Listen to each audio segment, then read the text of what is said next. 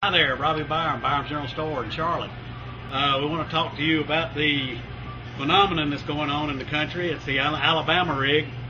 Paul Ice tore them up on it, and everybody immediately jumped on the bandwagon. And this is just a basic Alabama rig. This one's made by True Track Lures. Very good looking paint job. He's using good sturdy wire on it. Very simple device, but it catches fish unbelievably.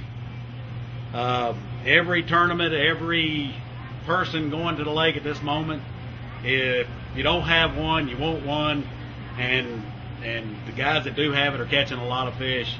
It started out, guys didn't really know how to fish it. Then they immediately started fishing it just like you do a spinnerbait or a buzzbait.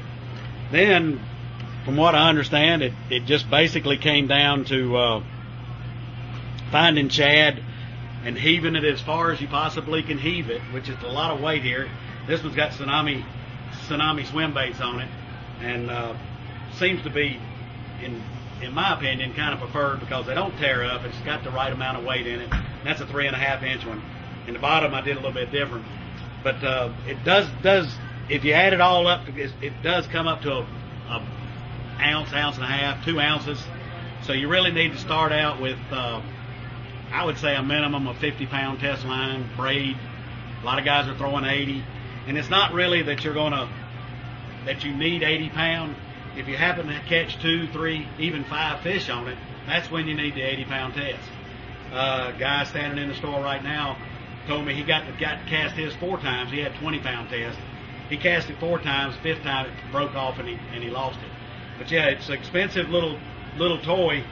So kind of add the line to it and have a heavy enough rod to handle it. Robby, what's the perfect lake for an Alabama rig? Any piece of water that you want to throw it in. It doesn't matter if it's a backyard stream. Go out there and throw the daggum thing. You can make it. You can bend this any way you want it. I think in the springtime you're going to see it done up a whole lot different. Instead of a lead head here, you're going to see floats here.